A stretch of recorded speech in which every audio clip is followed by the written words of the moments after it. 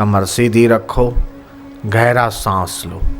देखो मैं यौगिक एक प्रयोग करवाता हूँ और एक मुद्रा बताता हूँ। दर्द निवारक मुद्रा इसका नाम है। इस मुद्रा को करने से शरीर में कहीं भी छोटा मोटा दर्द हो, सीटी स्कैन कराओ, आईसीयू में जाओ और भांति भांति की मशीनों से किडनी चेक और लीवर चेक और ये चेक और वो चेक और हेल्थ रिपोर्ट निकालो और तुम्हें दर्द हो और मशीनों की रिपोर्ट में ना आए, ये संभव है। क्योंकि मशीनें मशीनी ही होती है। रुपया तो तुम्हारा जाएगा लेकिन हो सकता है कि बीमारी पकड़ में ना आए। लेकिन ये मुद्रा है बिना पैसे की। शरीर अकड़ जाए, पकड़ जाए, घुटने में दर्द है, कहीं दर्द है, उन दर्द को निवारण करने की मुद्रा बताई गई। आखिरी उंगली और अंगूठा उसको ऐसे मिला देना। आखिरी उंगली और अंगूठा उसको आपस में मिला दो। फिर दोनों पहली और दूसरी उंगली को अलग करो, तीसरी उंगली को दोनों हाथ की तीसरी उंगली को मिला दो और फिर आखिरी दोनों उंगली और अंगूठे को मिला दो ऐसे। यह दर्द निवारण मुद्रा है। 7 मिनट सुबह, 7 मिनट दोपहर और 7 मिनट शाम को करने से शरीर का कैसा भी दर्द हो वो मिट जाता है। सरल है। फिर 7 मिनट करने के बाद आखिरी की उंगलियों को छोड़ के केवल तीसरी उंगली को 2-3 मिनट दबाए रखना। ये दर्द निवारक मुद्रा है। आंखों में जिनको चश्मे, आखिरी 2 उंगलियों की नोक और अंगूठे की नोक मिला देना। ऐसा करने से आंखें लाल रहती हो, आंखों की रोग हो, पानी निकलता हो, चश्मे के नंबर हो, धीरे धीरे धीरे धीरे कम होने लगते।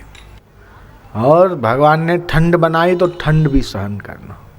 बापूजी ने एक उदाहरण दिया है। एक बच्चे को ठंड लग रही थी तो माँ ने कंबल डाल दिया। देखा कि अभी और ठिठुर रहा है,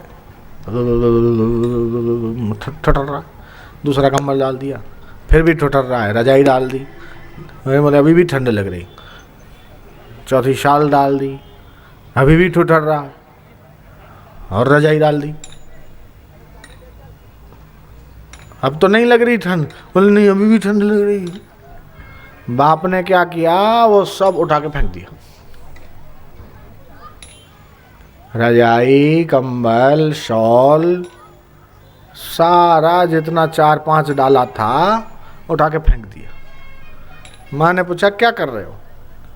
बोले जब 2-2, 3-3, 4-4 चीजें डाल दी तब भी इसकी ठंड नहीं मिट रही है और बीमार तो है नहीं, तो इसके ठंड सहन करने की शक्ति ही नष्ट हो गई। तो अब ये सहन करेगा तो और रोग प्रतिकारक शक्ति बढ़ेगी। और अगर होता क्या है, जरा ठंड ज़्यादा हो गई हम लोग हीटर शुरू कर देते, जरा थोड़ी सी गर्मी हो गई हम लोग एसी चालू कर देते। तो भगवान ने जो गर्मी बनाई, सर्दी बनाई, उसको सहन करने की जो शक्ति है वो हमारे शरीर में जो डेवलप होनी चाहिए वो नहीं होती।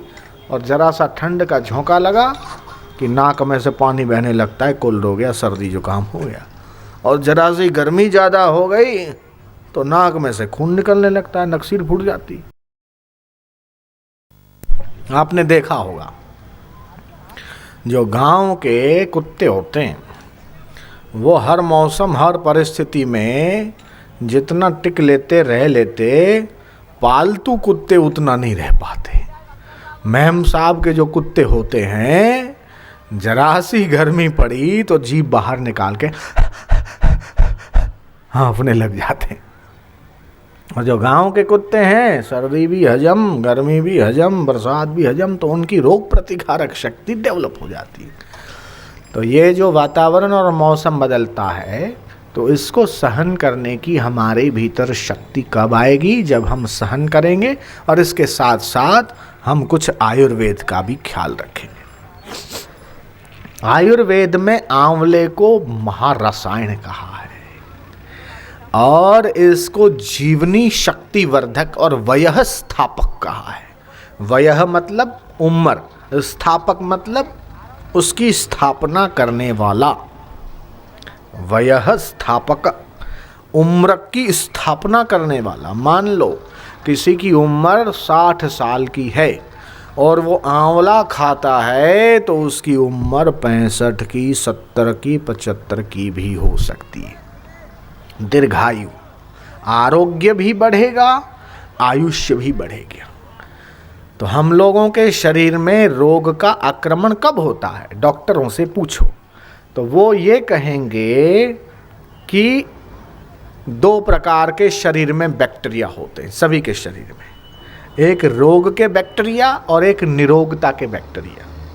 जब निरोगता के बैक्टीरिया कमज़ोर होते हैं तब रोग के बैक्टीरिया हावी होकर हमें बीमार कर देते हैं। तो हमारे निरोगता के जो कीटाणु हैं, जो परमाणु हैं, जो बैक्टीरिया हैं, उनको हेल्दी बनाने के लिए हमें आरोग्य को बढ़ाने वाली चीज़ें खाना चाहिए। तो जो आंवला है, आंवले का मुरब्बा है या च्यवनप्राश साधकों ने बनाया है, ले आए कि नहीं ले आए पता नहीं। च्यवनप्राश आ गया ना नया, अभी अभी का, शरद पूर्णिमा के बाद के जो आंवले होते हैं उनमें सत्व आता है। ये जो बड़ी बड़ी कंपनियां हैं ना, एड दिखाती है लंबी चौड़ी, लेकिन वे लोग क्या करते हैं, उनको तो बल्क में लाखों करोड़ों लोगों के लिए बनाना होता है, तो खूब सारा स्टॉक आंवले का करके उसका पाउडर बना के रख लेते। फिर जैसी मार्केट से डिमांड आती है कि कहीं 200 टन चाहिए, कहीं 500 टन चाहिए, कहीं 1000 टन चाहिए, तो जहाँ से ऑर्डर आया तो मैनेजर बैठा होता है, भाई वहाँ से इतना ऑर्डर आया, वो आंवले का चूर्ण पड़ा है, उसको लेके थोड़ी और चीज़ें मिला के और मशीन में मिला के और भर देते, ऑटोमेटिक प्लांट से भरता चला जाता है। लेकिन जो आश्रम का च्यवनप्राश है उसमें हम लोगों ने ये बोल के रखा है भी आंवले तो तभी टूटने चाहिए जब शरद पूर्णिमा चली जाए। शरद पूर्णिमा से पहले जो आंवले टूटे उनमें उतना सत्व प्रभाव नहीं होता जितना शरद पूर्णिमा के बाद टूटे हुए आंवलों में होता है। तो ये 12 महीने में ये जो शीत ऋतु है वो स्वास्थ्य को बढ़ाने की और संभालने की ऋतु है। तो इस ऋतु में आंवला रसायन, 2 प्रकार का च्यवनप्राश है, साधारण, दूसरा थोड़ा केसर युक्त। तो 1 चम्मच रोज खा के 1 गिलास गर्मा गर्म दूध पिएंगे, भूख अच्छी लगेगी, एसिडिटी, गैस, कब्जियात ये सब नहीं होगी। तो पेट खराब तो शरीर खराब, तो पेट को कभी खराब न रहने दें। शरीर की खराबी पेट से ही शुरू होती है। पेट को रखना नरम, याद रखो, पेट को रखो नरम, पैर को रखो गरम, सिर को रखो ठंडा, और घर में आए डॉक्टर तो मारो उसको डंडा। डॉक्टर की जरूरत ही नहीं पड़ेगी अगर ये तीनों ठीक रखेंगे तो।